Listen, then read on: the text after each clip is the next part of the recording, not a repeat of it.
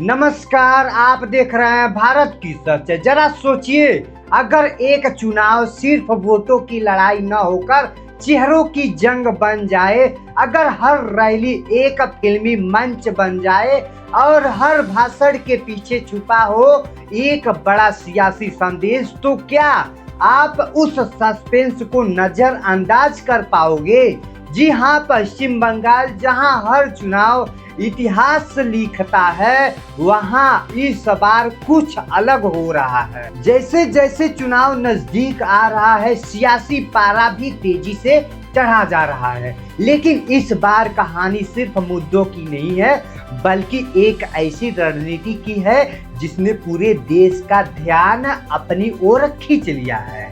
यानी वह है भारतीय जनता पार्टी का दल। जी हाँ, भारतीय जनता पार्टी ने इस बार जो दाव चला है वो साधारण नहीं लग रहा है। ये सिर्फ प्रचार नहीं, बल्कि एक सुनियोजित शक्ति प्रदर्शन है। एक ऐसा शक्ति प्रदर्शन है जिसमें राजनीति, ग्लैमर और प्रभाव तीनों का संगम देखने को मिल रहा है।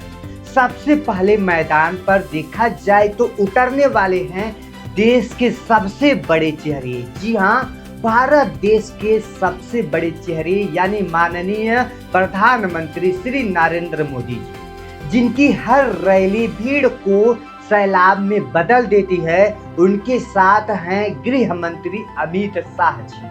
जी हाँ, जो चुनावी गणित के सबसे बड़े खतरनाक खिलाड़ी माने जाते हैं। जैसे ही ये दोनों बंगाल की जमीन पर कदम रखते हैं, सियासी हलचल बहुत ज्यादा अचानक तेज हो जाती है।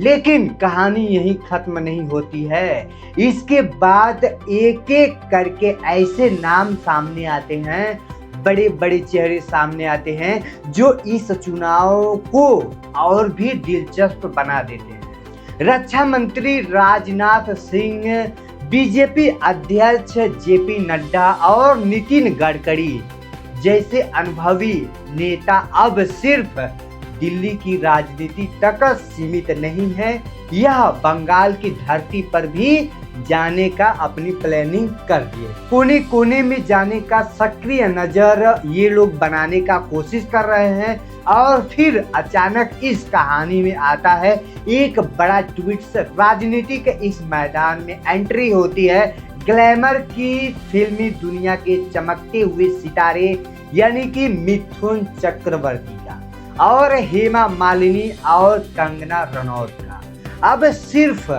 पर्दे पर नहीं, बल्कि चुनावी मंच पर नजर आने वाले ये सब चेहरे मैं आपको बता दिया। सवाल ये है, क्या ये स्टार पावर वोल्ट में तब्दील हो पाएंगे या इनकी धराशाही तय होगी? खेल और इंटरटेनमेंट की दुनिया से भी बड़े नाम इस सियासी कहानी का हिस्सा बन चुके हैं। लिएंडर पेस और मनोज तिवारी अब जनता के बीच जाकर समर्थन वहां पर जुटाने वाले हैं। वो जनता को भ्रमित करने वाले हैं कि भाई आप सब बीजेपी को वोट दीजिए, बीजेपी को जिताइए। यानी इस बार चुनावी मंच एक अलग ही रंग में रंगता हुआ नजर आ रहा है। असली कहानी सस्पेंस अभी बाकी है, क्योंकि इस स्टार पावर के पीछे छुपा है एक गहरा राजनीतिक संदेश।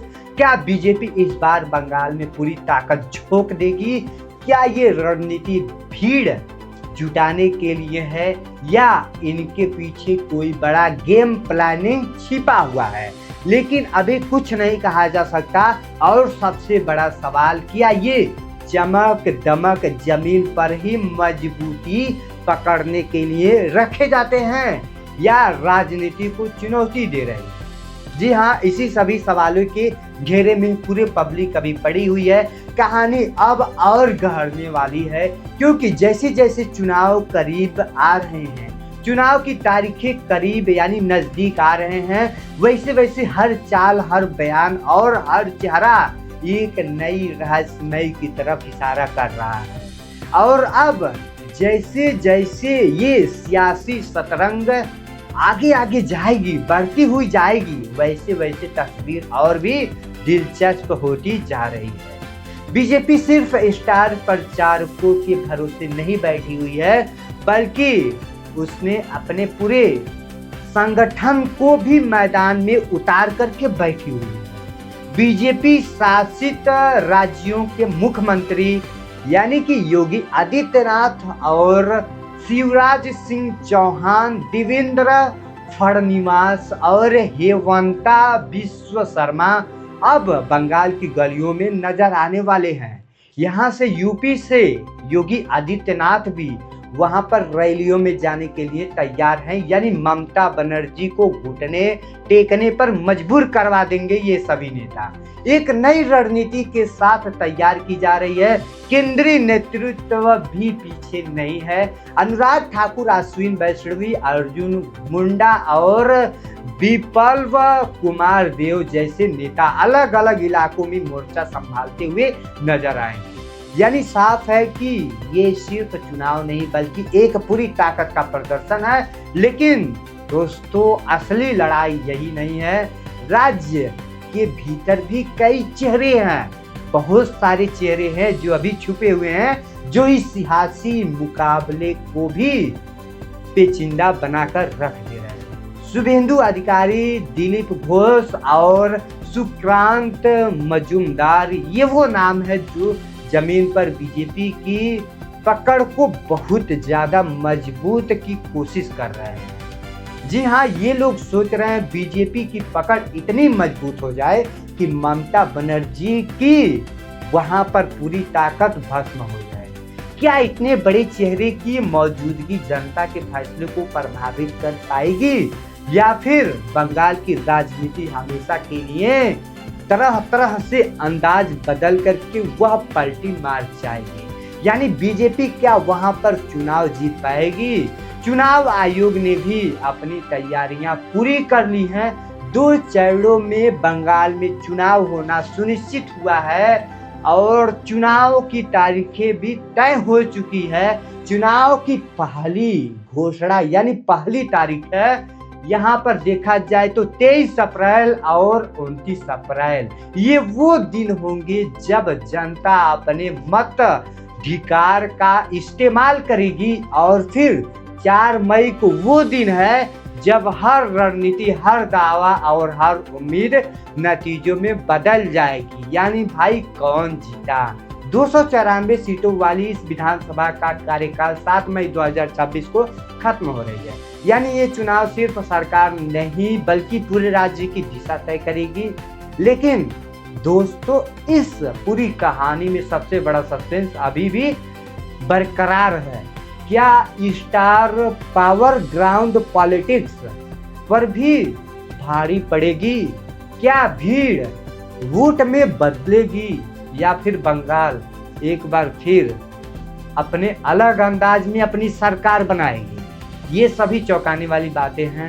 हर रैली के पीछे छुपा होता है बहुत बड़ी संदेश, हर चेहरा छुपा होता है, हर चेहरे के पीछे रणनीति छुपी होती है और हर बयान के पीछे छुपा होता है इशारा। अब धीरे धीरे सामने आने वाला है, क्योंकि ये सिर्फ चुनाव नहीं है, ये एक ऐसी जंग है जहां जीत सिर्फ वोटों से नहीं बल्कि प्रभाव से होता है और विश्वास से होता है और भविष्य की होती है। और याद रखिए, बंगाल की राजनीति में आखिरी फैसला हमेशा जनता करती है, लेकिन वो फैसला कब और कैसे पलट जाए ये तो कोई नहीं जानता है। कोई निष्कर्ष ही नहीं निकल पाया है कि किसकी सरकार होगी। जब तक 2 चरणों में चुनाव का यहाँ पर यानी एंडिंग नहीं हो जाती, तब तक तो कोई बोल ही नहीं सकता किसकी सरकार होगी वहां पे। इसी के साथ वीडियो को समाप्त करते हैं। आपको ये इंफॉर्मेशन कैसी लगी कमेंट सेक्शन में जरूर बताइएगा। आपको क्या लगता है कौन सी पार्टी यहाँ पर विजय होगी? आप सब कमेंट सेक्शन में बताइएगा।